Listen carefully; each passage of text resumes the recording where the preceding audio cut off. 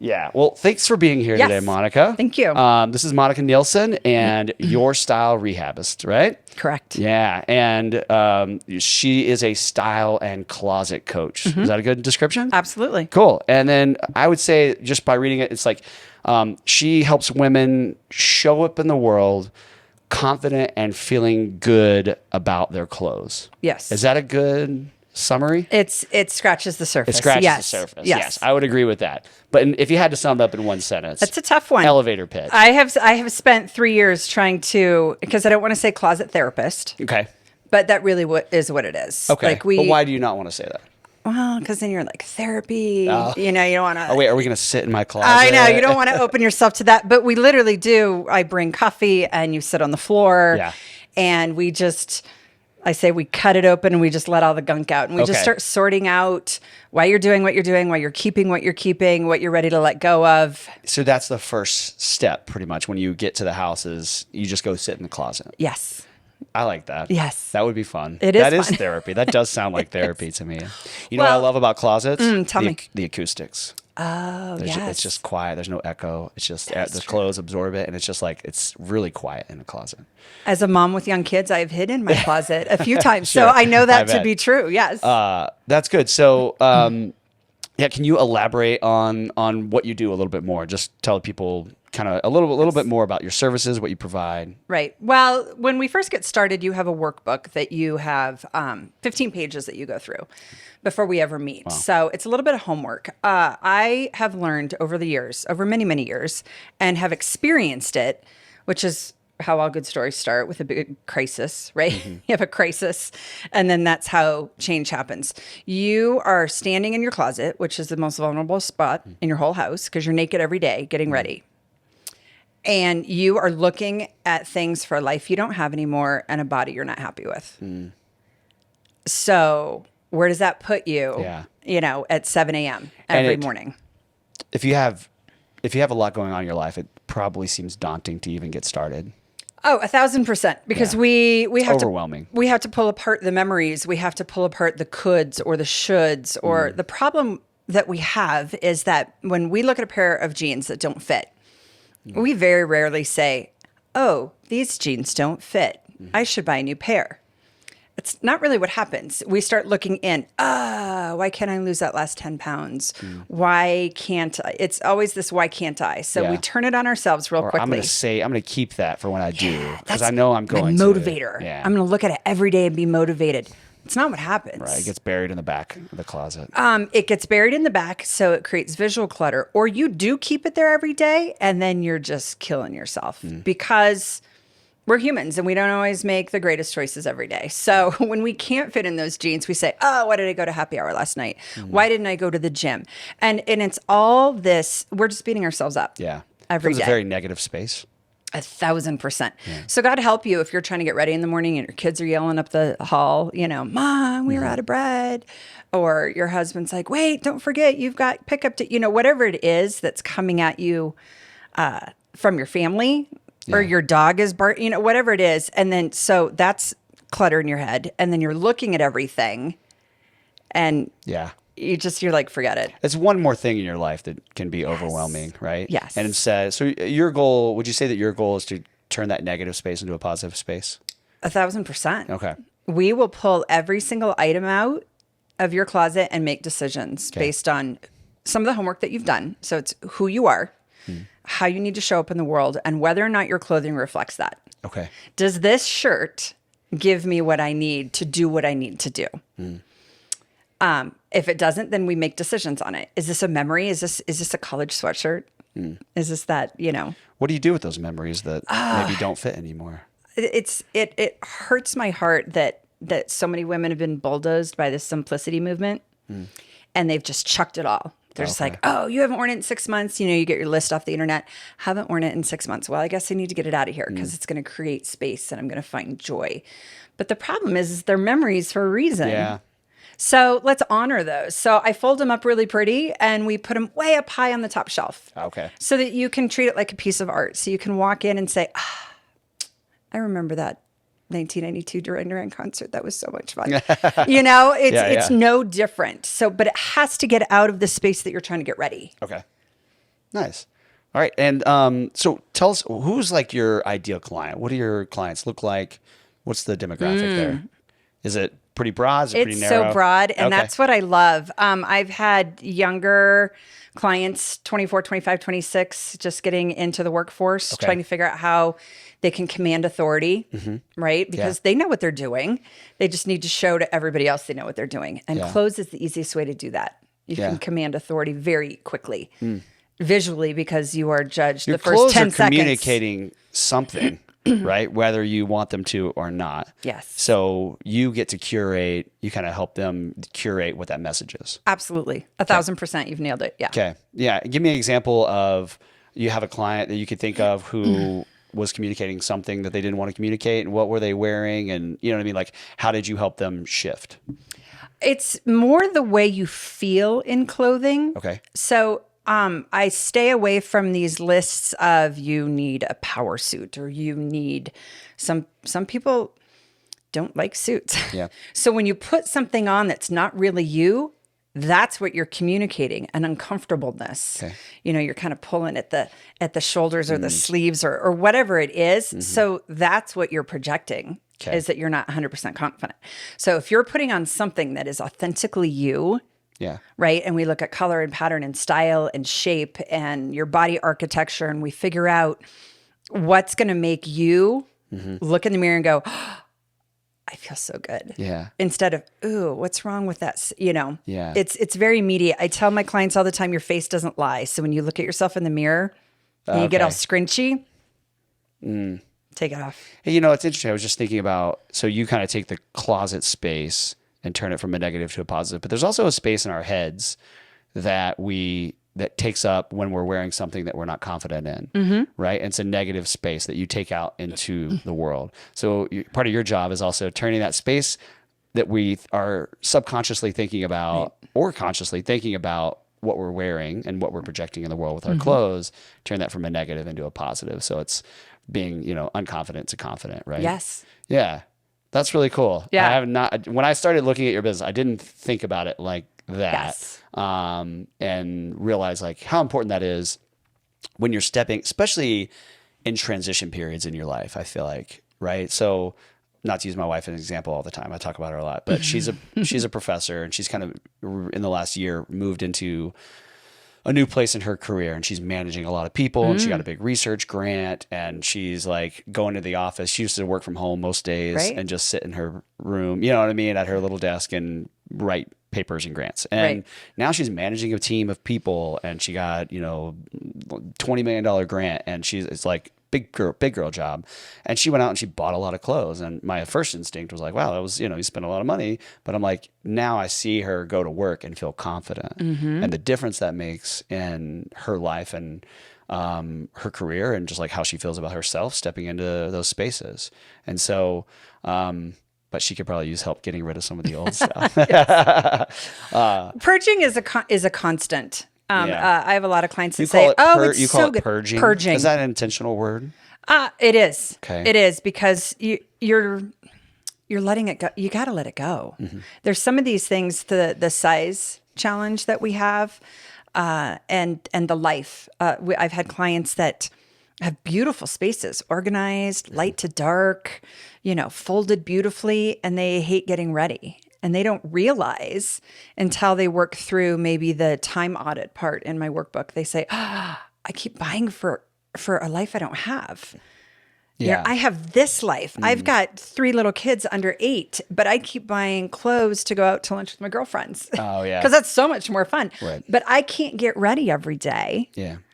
because I'm not buying the proper things. So it's not always this up level of image. Sometimes you just have to look at your life and say, this is where I am right this second. Yeah. What do I need to live the life I need to live? That's not just good enough. So we work with a lot of good enough. Good enough is not good. Yeah. Because that's how you end up showing up. So Yeah. And so you are helping people purge, but then you're also helping people pick out new clothes. yes, sometimes I'm very, I'm frugal. I have a lot of my grandma in me, this like depression era. Yeah. She's yeah, still, yeah. she's You 96. Saving foil I'm not still? quite saving Okay. foil, That but was my folks. My in-laws do save all the plastic baggies. They have a plastic baggie drawer. But I get it. Yeah, me too. 1,000%. And I think that's what helps me relate to people who are having a hard time letting go, because I understand why people keep the things they keep. So, and I'm compassionate in that. And I will never just walk in and be like, chuck it all, let's scorch earth this.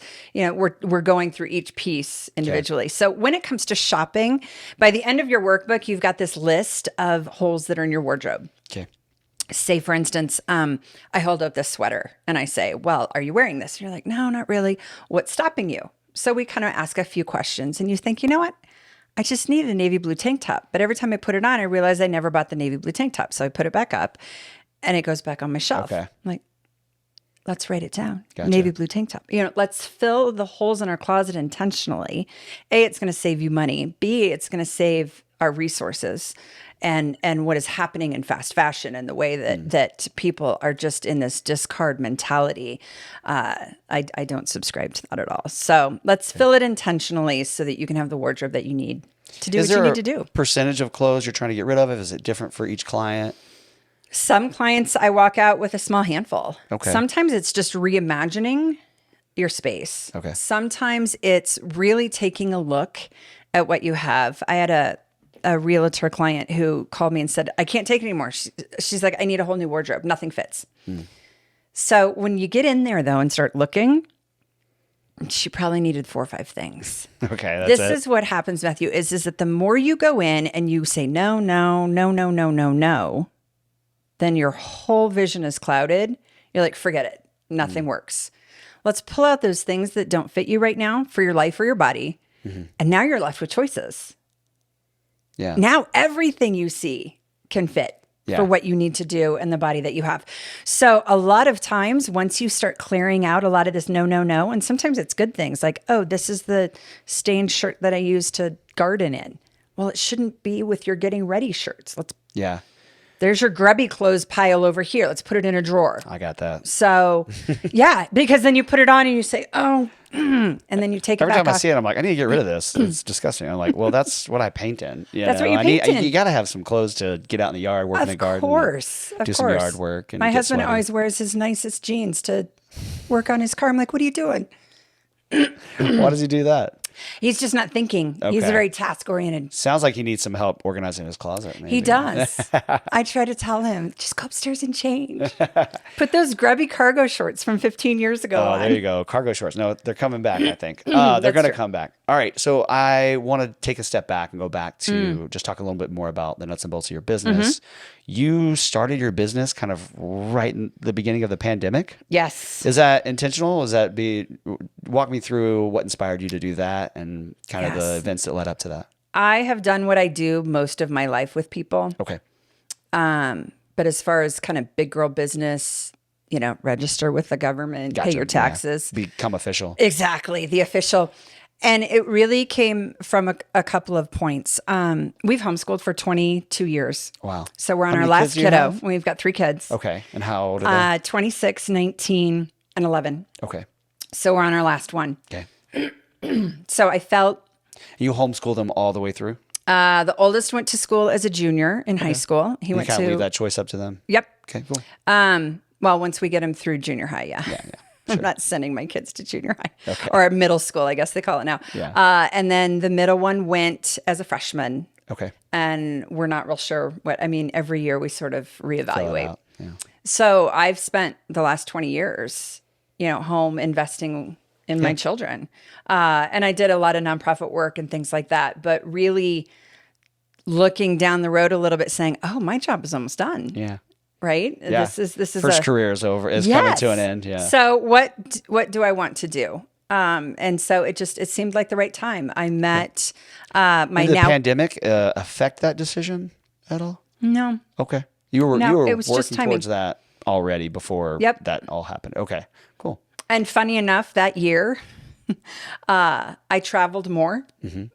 People said, you know what, I just need you in my space. So I was in California, I was in Florida, I was in Baltimore, of people who had the time and said, I just need you to come in here and just take care of it all. So Nice. yeah, it was really fun. That's cool. So you're going coast to coast to meet with clients? Okay. Yep. That's great. How are people finding you most of the time?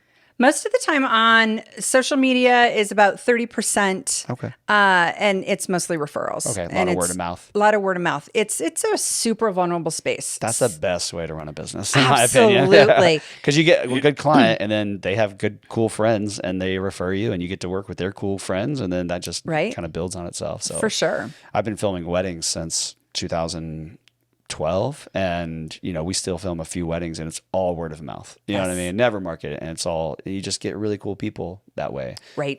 So. And half of your job, quite frankly, is done. A good Yes, referral. I almost never have to sell myself. Yeah. Right. It's more of a conversation of can you afford this than it is, do you want to, what I mean? Right. Are we a good fit? It's Right. like, we're almost always a good fit. Exactly. So that's awesome. Were you like this as a child? Was fashion a big part of like your childhood? Were you hyper organized as a child? My wife always would reorganize her sock drawer and make her whole family come and look. She's very organized. Oh my gosh, we need to meet. I love that. Yeah, you would love her. And anyways, were you like that as a child? No. Or is this something you developed later? Okay. I wasn't. I mean, I was tidy. Sure. My mom may say differently when I hit teenage years, but I started working retail very young, and I worked in a clothing store, so I kind of got used to that. Every 6 months, you had to wear what you were selling. So fashion was fun. You could literally become a different person with the clothes you have on, right? Do I need to be powerful and professional? Do I need to be kind of sexy with my Especially hubby? women, just like change up the hairstyle a little bit and put a different outfit on. Maybe do your makeup a little different, and you just big earrings, lipstick. You're out totally the door. Different person. So it was fun. It was fun to create that. It was fun to help people with that. And unfortunately, it created a cycle of shopping a lot. Which was hard to break. And it also had this, my crisis, as I call it, was this intertwining of sizes and clothing and how that affected my self-worth. Okay. So when I couldn't manage a size and I sat there with all of those things that I couldn't wear for years, 80% of my beautiful closet did not fit. And over time, it was just more and more and more of, I don't even care. I don't even care. This is stupid. No, I care. I care. I care. I'm going to work really, really hard. But due to some medical issues, it didn't happen. And I remember sitting there having this breakdown saying, it was this clarity thinking, I am attaching my self-worth to a piece of cloth. Yeah. I'm too old for this. Is ridiculous. I've done the work. I know better than this. And yet I was telling myself that I didn't deserve to feel good unless I fit in this size. Is there a financial hang up for some people? Maybe not for your clientele, but it's a daunting, it's like for me, what I'm really bad about is buying something that is on sale that isn't perfect, but I buy it because it's so cheap. I'm like, I've been wanting something like that, or I'll make it work. I'm like, no, that was a large. You're small. Like, why did you do that? And I get home, it sits in my closet for a couple months, and then I just donate it. I saw these shoes, I don't even know what they're called, but I've been wanting these dress shoes for a while. I was at ARC looking for something else, saw them. I was like, and I tried them on. And I was like, they're like a little too big, but it's fine. I'll wear 2 pairs of socks or something. I'm going to buy them. They're $8, $10. Why not? I was like, whatever. And I come home, they sat in my closet for 2 months and I put them back on every couple weeks, try them on. They don't fit. They look stupid. They're still too big. And who knew? My foot didn't grow. I'm 39 years old. My feet stopped growing, I guess. No, it doesn't matter how many pairs of socks I put on. They're not going to, and they were like a style you're not even supposed to wear socks with. So I was like, why did I do that? And I just chunked them back out, put them back in the box to donate them. I just brought them back to ARC. Just a little revolving door. Just a $10 donation. Exactly. To Call ARC it good. You tried. And some errands for myself. So absolutely. Quite a few of my clients, we look at that in some of your homework. You grab the things with tags and you say, why did I not wear this? A lot of people still have tags on their clearly you got sucked into a sale. We all do. We love a good deal. Yep. So why didn't you like it? And that's really what stops people from this shop purge cycle, Okay. which I'm trying to just let them step back a minute and say, why do you keep buying these things? And a lot of times it's because you're not paying attention. We shop in a habit loop. Yeah. What does that mean? So it means like if you always buy something kind of like that, you'll always be drawn to something kind of like that. Okay. And Yeah, we're the God same help you if thing it is all the on sale because you're just going to grab it. It's like $12, right? Yeah. Or if it's a higher end piece, you're like, this was 125 and now it's only 82. Whatever your price point is, people love a good deal. So you have to pull it out and start making decisions. Why don't I like these 3 things? Oh, you know what? They all kind of look, I guess I don't like V-necks. I never noticed. But all these things that I'm not wearing have similarities to them. Gotcha. Oh, I guess I really don't like That's something that would florals. never come without your help. I feel like that's something people would never take the time to do or think about. Right. Because that's the problem is that you just pull it out that you haven't worn it and you chuck it and then you turn around and buy pretty much the exact same thing. Okay. So I feel like I'm guilty of that. It's incredibly wasteful, and I get it. I did the same thing too. Or you want to be that person, like I want to be the girl that wears that floral top, but when I put it on, I kind of feel like an idiot. So you know what? That's another decision. Do I want to push through and have a different style, or do I just want to accept I'm not going to be a floral top girl? Okay. And that's okay. Either choice is okay. You just need to make some decisions and take the time to do them. And we don't. Yeah. So maybe you just have to put it on and try it. Wear it out. Oh, you're funny. I do that all the time. I tell my clients, just wear it to the grocery. Force them to wear something. But no, just wear it to the grocery. Okay. Really low level. Gotcha. Right? If you see someone, probably they're not paying attention, but you're going to see yourself 3 or 4 times in the door, at the ice cream part, or in the mirrors in the vegetables. So you're going to keep looking at yourself, going, "Could that be me?" And so you're going to be cognizant of how you feel in it. How you feel. So if you take your loop. Are people noticing? Or is people noticing for the wrong reasons? Yes, exactly. Take your loop through the grocery and then make a decision after. Say, I like that. That wasn't so bad. Maybe next time I'll go to a party in it. Yeah. You said something. You said, I asked what kind of makes your business and what you do different from like competitors, people who are also in that space. You said you work much deeper in the why, not the how. Yes. Can you elaborate on that? Can you explain that? What you mean? You can spend 5 minutes online and figure out how to organize your closet. What we do together, you end up with an organized closet, but really you're curating a wardrobe for the life you live this second.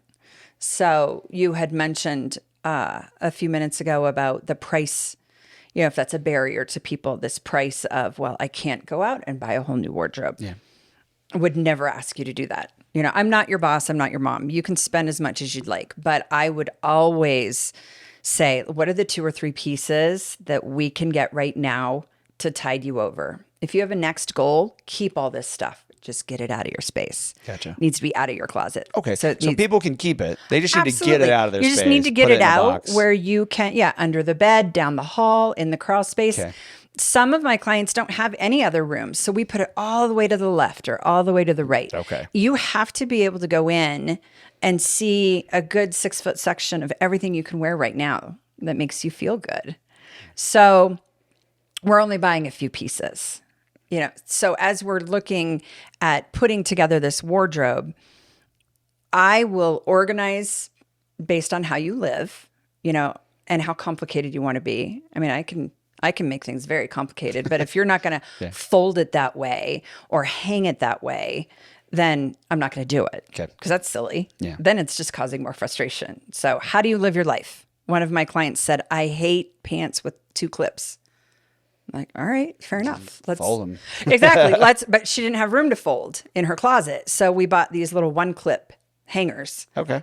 She's like, I can do a 1-clip. You probably know all the closet. Are you doing any sort of restructuring of the closet, No. putting in new racks or anything? It's just the clothes and just rearranging Exactly. them. I believe you don't need to rearrange, or you don't have to have this beautiful build out. Okay. Pinterest is killing us. right? Yeah. Everybody thinks that everybody's got something so big and beautiful, and we don't. Yeah. And you also don't have to buy $300 worth of cute baskets and beautiful hangers. Okay. We can do what you need to do with what you have. Oh, that's good. That's encouraging. I think it makes probably a lot more approachable financially for people too. If people want to spend the money on organized things, For sure. There's all kinds of cute things out there. That was what I was going to ask. I feel like you probably know like all the tips and tricks and gadgets and organization tools and stuff like that. I very rarely use them. Okay. If you're going to invest in anything, skinny felt hangers are the best. Oh, that's what we because you can hang in multiple ways. Okay. You can hang sweaters on them without pulling at the shoulders. Okay.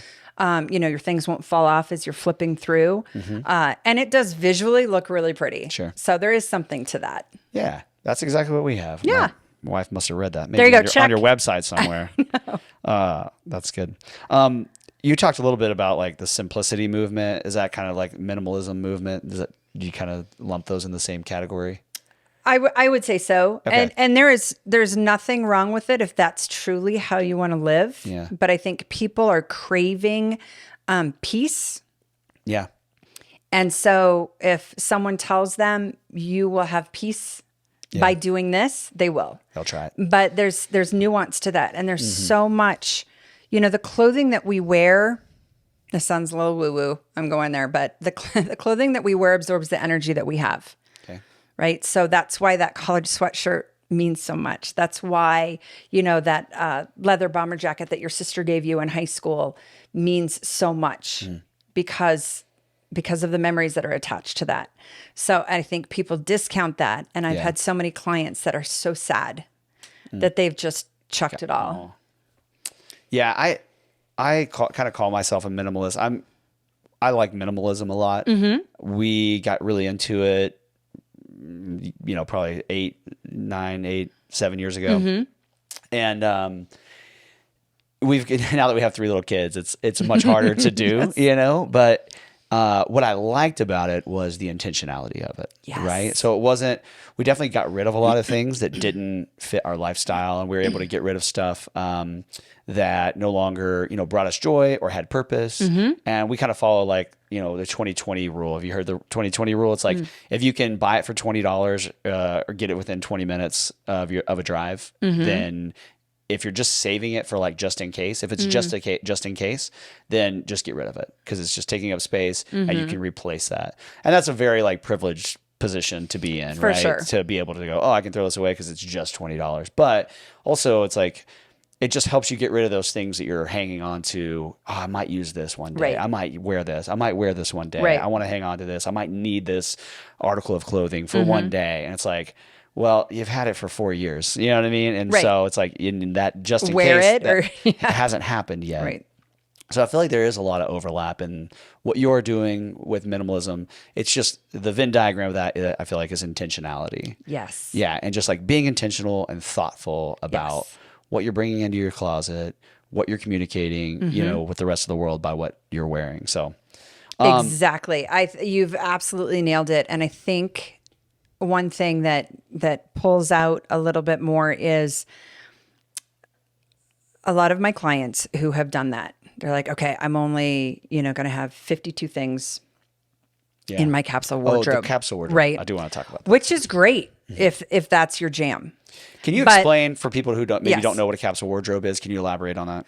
So it's going to be core basics that you can mix and match and really be able to live your whole life in. Okay. So 4, 5, 6 pairs of pants, 8 or 9, 10 shirts, 3 or 4 pairs of shoes, in a way that, color, style, fabric, life, you're able to integrate in a way that you can show up anywhere you want with just a few things. Yeah. And you're able to mix and match depending on the seasons. And Absolutely. I love that if that is you. Many of my clients have tried that and then they're bored. They're like, I'm bored.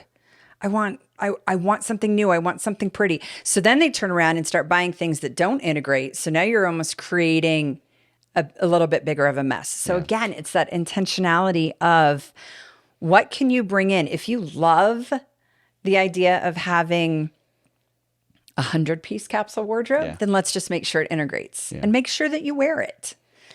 Pull out those special things.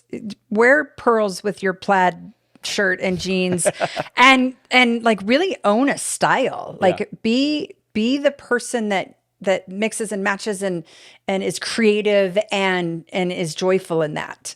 So I think it's just more knowing who you are. And a lot of times women won't take the time, which is why I said at my workbook very specifically, let's take the time to figure out who you are. Because if that's your jam, then boom, let's pare it down to 50 pieces and you're going to be happy. So the workbook, you've talked about that a lot. It sounds like something you've developed over a long time. Yes. How long have you been working on that? You said it's 15 pages? 15 pages. I mean, it's only that big, so it's not. Okay. It's not an 8 by 11, 15 pages, but it is. Is it digital or you give people a physical No, copy? it's hard. We are like hardcore that. hard copy. I like that. Because there is that, this is the homeschool mom in me. This is your brain to your fingers creates a sticky part in your brain so much more than typing or texting or anything like that. Yeah. Anything that you write down, you will remember more. Okay. So I mail it to you. That's cool. And you grab a pen and you take the time to write it down. Because when you write down, I don't like V-necks, when you're tempted by that sale, Yeah. 3 months down the road. I wrote that down. Yeah, in my your book. brain's like, don't do it. Yeah. It's a V-neck, right? Yeah, yeah. The clients that don't do their workbook, I'm usually there 6 or 8 months later. Well, you come back, you revisit. Absolutely. They'll call me back and say, I don't know what happened. I'm like, I know exactly what happened. You didn't do your workbook. You didn't do your workbook. So you've just repurchased everything that you got rid of. And you're still not Expensive happy. mistake. Just do the workbook. Just do the workbook. I know. So how long have you been perfecting that? For the last 3 years. Are you still tweaking it? No, I've got it pretty much dialed nailed. in. Yep. Yeah. We're in version 3. Okay. Just because my clients, I've realized, are the young professionals all the way up to 60s, women in transition, whether it's the empty nest, whether it's the divorce. It's a lot of emotion in these transitions. So you have to look at, wait a minute, is this still me? Who do I want to be? So the divorce side, that's self-explanatory, right? I have a whole entire closet of a life that I've lived that, Yeah. I I may not want those memories. exactly. lingering. So I've tweaked a bit based on the fact that now I don't have the person that's like me. Okay. Your first clients are pretty much all like you. Yeah. Because they identify. You're like, I had a crisis about jeans too. Will you please help me? So. That's awesome. So you're offering virtual sessions now, right? Yes. That's cool. What brought that about? How long have you been doing that? And can you talk about maybe the differences there? It was hard. I started offering them 2 years ago. Okay. And it was all my mental blocks that stopped me from really continuing, because I so love sitting with you. It's this, like, I'm a like, let's just like sit and drink space. coffee and talk. Wear something cozy. And I can hug you. And so for me, it was a very hard transition. And my coach kept telling me, she's like, it won't be the same. Yeah. Just knock it off. Yeah. Get out of your head. It won't be the same, but you've got so much to offer. And You can reach so many more people. so many more people that can't just say, hey, let me fly you out to, San Francisco. So it was a little bit harder to develop because I had to get out of my own way. Okay. But yes, I've been doing that for the last probably 3 months. And it's fantastic. You get the same workbook. You get an hour Zoom with me to kind of discuss your biggest. Do you go sit in your closet when you take the Zoom call? I should. You should do that. I should do that. I know. Most of the time we're at our desks. A lot of times I am not in the closet with you. Yeah. Because we're just discussing things. Okay. So it depends. Sometimes if it's a personal style issue, then we'll jump on FaceTime. And I said, no, just grab me and, let's figure things out as far as who you are and what works. Do people have access to you anytime if they have questions during? How does that work, or is it just talk to during our sessions? Oh no, I'm Are they a ever texter. like sending you pictures? Yes. Oh, do you think this is my style? Yep, we go back and forth quite a bit, especially if I'm helping you curate some extra pieces. I'll find some things for you. I try to find things local, so I'll start digging where you live, any shops that are close to you. I'll call shop owners. We'll figure out things like that. Boutiques. Yes, I'll also look up local nonprofits that you can donate thoughtfully. Okay. Because that's a big part of how we sort of end our session is I will take the things with me that you are ready to let go of and make sure they get in the hands of people who need them. So there's no big box donation situations. Tell me about the nonprofits that you like to work with. So many. Dress for Success is a huge one. Okay. They are nationwide. What do they do? Dress for Success enables women to reenter the workforce. Okay. In all stages, whether it's fresh out of incarceration, whether it is a newly single mom with 2 kids, whether it's next steps of a mom going, oh, I've been a mom for 15 years. Now what do I do? So their program allows for many things, job trainings and things like that, interview help, but also you get to come in and shop. Oh, cool. They have a physical location. They have a physical location here in Denver, most big cities, and you'll be able to go in and get what you need, not only for the interview, but they'll put together like a little capsule wardrobe for you for your next few days at work. That's so cool. So and they're pulling things that all these different women have donated and creating that. Oh, that's so fun. as we're going through your closet, I'll be like, okay, this is a Dress for Success piece. This goes over here. This is a little bit more casual. You kind of can tell what they're gonna Absolutely. need. I've worked with them for years. That's awesome. So so I know what they need. Okay. If you're looking for casual things, there's Assistance League of Denver, which is a beautiful organization right off of I-25 in Evans. And they have a thrift store, but their thrift store turns around and funds all their different nonprofits. Oh, cool. So they're helping out kids in school. They're in a hospital program. They do a lot of things. Hope and Help Center is down in Castle Rock. Same thing. They have a thrift store. And the only reason that I will give your things to be resold is because what they turn around and do with that and invest in the community. They work with Douglas County for vouchers so people can come in and get whatever they need for free. They have food banks. They have rental assistance. So they're really helping people by the shirt that you're not wearing anymore can turn around and help. So you have an aversion to the Goodwills and Arcs of the world, and that is because that's probably a whole nother TED Talk. I believe what they're doing is not what you want to support. Exactly. Okay. We can leave it at that. That is such a fantastic way to say it. Thank you. Yeah, no problem. Yeah. I've always struggled not to get on a soapbox about that, but if you want to talk about it later, we can. No, that's cool. I do donate sometimes to those places. So maybe I can talk to you about better places to donate. Off camera. It's mostly just the convenience, It is. And they make it very easy. And I pass no judgment on where people donate because I would much rather have it not in the trash can. It's not that they're not doing any good. It's just they're not doing as much good. Or there's hyper local places that you can donate that make a huge impact. And it's almost the difference between like supporting a small business and supporting a box store, right? Absolutely. Yeah. And I think people, you just don't know what you don't know. 10 years ago, I didn't know any of it. Yeah. So once I learned, then you think, oh, I could just go a little bit further out of my way and make a much bigger impact in my community. So.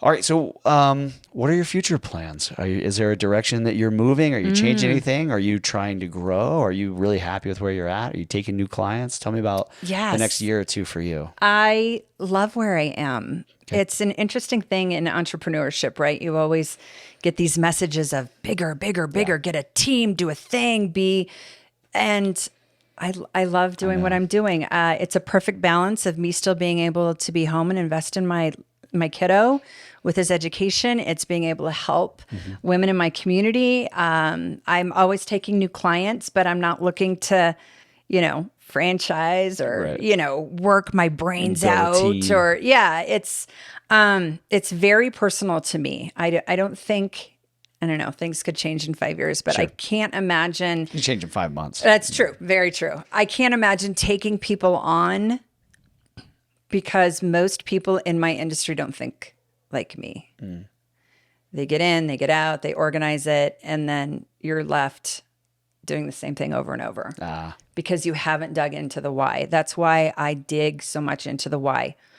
Even if we never fold your t-shirts pretty, by golly, you're going to know what you have or what you need to be able to show up in the world. I love it. That's awesome. How can people find you? Yes. So Instagram, if you want to follow along at Style Closet Coach, that will give you the vibe of who I am. That's mainly the place that I will market. Instagram's just fun for me. Cool. So that's where I stay. Of course, my website will give you things that are more in depth, which is just yourstylerehabist.com. And and you're willing to travel still. And I'm still willing to travel. Absolutely. Fun. Yeah. Awesome. Well, thanks so much for your time, Monika. Thank you so Appreciate much. you being here.